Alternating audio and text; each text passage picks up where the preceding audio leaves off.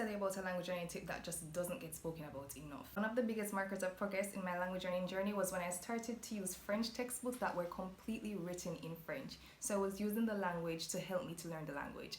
After that, I started asking questions in French instead of researching topics in English. I would use French instead. Quelle est la définition du mot? Quelle est la différence entre et? Quelle est la signification du mot? I even took it a step further and I changed my Siri to French, and then after that I started asking Siri questions in French to get responses in French as well.